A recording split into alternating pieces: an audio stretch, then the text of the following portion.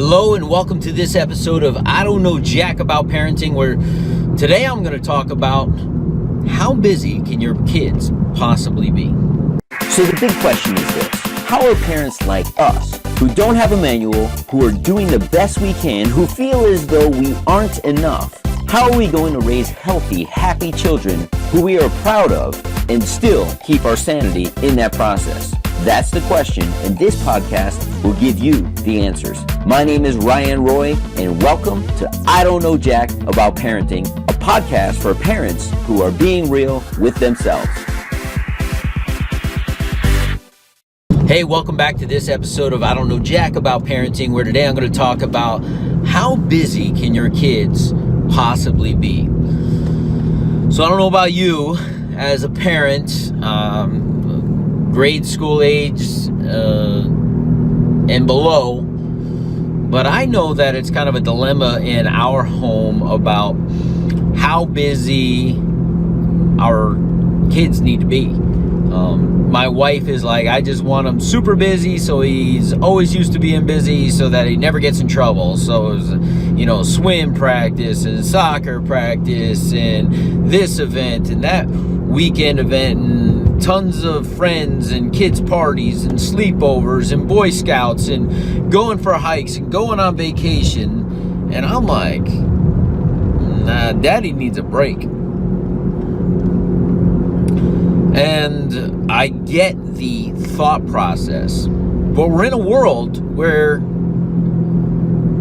when they have downtime, they don't understand how to use it, which brings on levels of anxiety, which brings on, Dad, Mom, I'm bored, because they're constantly being entertained. And I personally, get a visual of this, feel like a monkey dancing in front of my child because he's bored if we're just not absolutely bombarding him with stuff. And himself, he's not content with just being in his own space, in his own mind, simply because he's so used to being busy.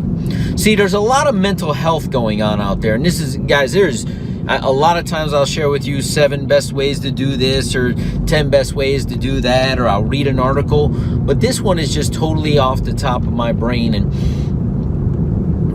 the way I see it is, I am personally very content in my own head and in my own space.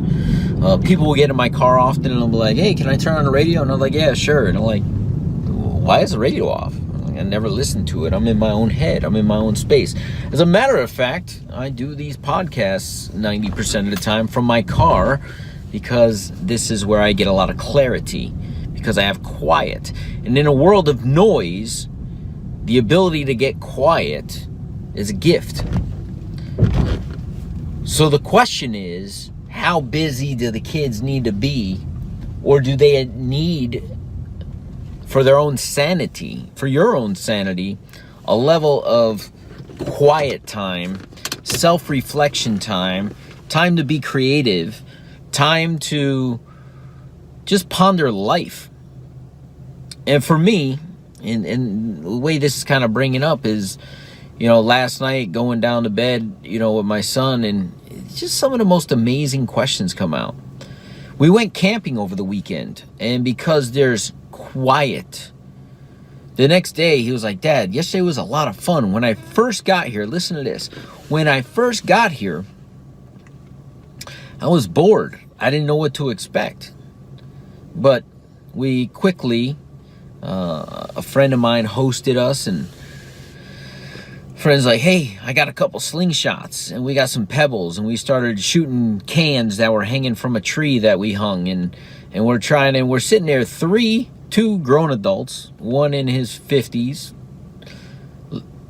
myself in my 40s, and my son here, 7.5 years old, and the 3 of us all acting like we're 7.5, trying to hit this can in the tree. And then we kind of got through a bunch of that, probably killed a half hour, 45 minutes. And my buddy was like, hey, you want to go drop the boat in the lake? And then we went and dropped the boat in the lake. And then we went off for a cruise, right? So then we're cruising and we're out on the boat, and my son gets to drive a boat for the second time, but he don't remember the first time. So he's like, I got this. I got it covered. And he's having a blast. And then we get back and we go for a little mini hike. And we play some games. We play some cornhole.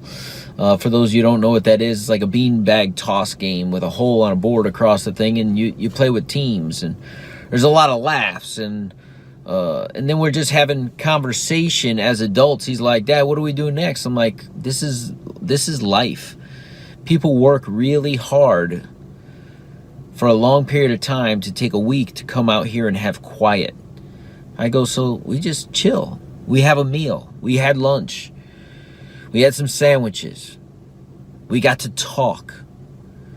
You know, we roasted marshmallows later on in the night after dinner. We had cake as we were doing a birthday celebration. As we went down to bed that night, and we did many other things. And as we went down to bed that night, because we went on the boat multiple times, and as we went down to bed, he says, Dad, I had a lot of fun today. I said, and you thought you were going to be bored. I said, did we have any electronics? He's like, no. I go, did we have a TV? No. No iPad, no video games. But yet you had a lot of fun. I said we could have fun without all of that stuff each and every single day if we choose to. As a matter of fact, I had a lot more fun because I got to do all of these things with you. So we ended the night with around the campfire, and there was another 4-year-old kid there that was fairly shy. And my son and he started telling jokes. Now imagine a 4-year-old coming up with jokes. Half of it's just plain laughter and none of it makes sense. But the laughter. And then every time my son told a joke, which again didn't make a lot of sense, the 4-year-old would crack up laughing as if they had this secret language that they knew what each other was talking about. But I don't know, but as adults, I think we just got joy and laughter of watching these two banter back and forth with the silliest of jokes possible and just enjoying themselves. There's nothing better than the sound of children's laughter because you know it's genuine. But that doesn't happen if we're too busy.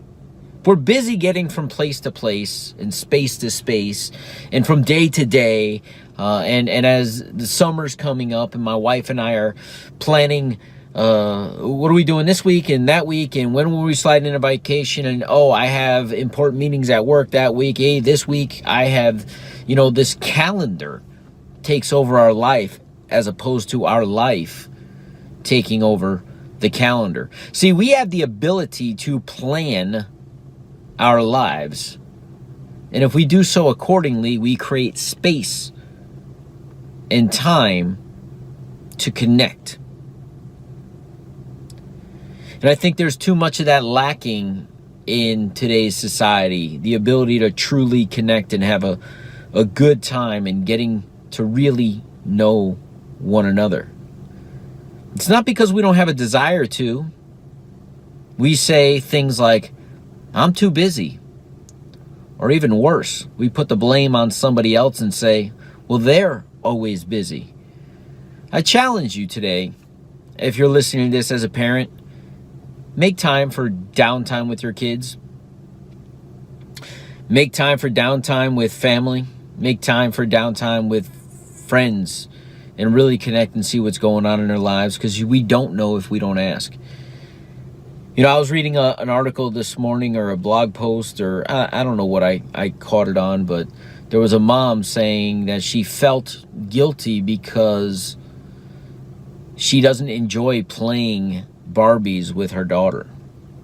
She goes, because as I'm playing, all I can think of is I have to do the laundry, I have to do the dishes, I have to do this, I have to do that.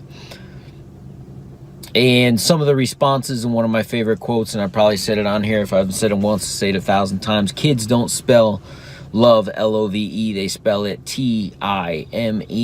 And even though you may be thinking other things and things need to get done, your child appreciates the connection. As bored as you are, make it fun. And honestly, that's a choice. You could choose to focus on not being present by thinking about the dishes or the laundry or this, that, and the other. Or you could choose to, in that moment, be present. You know, last weekend I had a ton of things to do. And every ounce of me made a commitment to a friend that I would show up and we would go camping. And every part of me was like, I could use that day to be doing something else. But I'm glad that I stuck to my own integrity. I'm glad I stayed true to my son, because honestly, he didn't know what to expect. So there was a part of him that didn't want to go, but I assured him he'd have a blast. And driving back, we had some of the best discussions about life.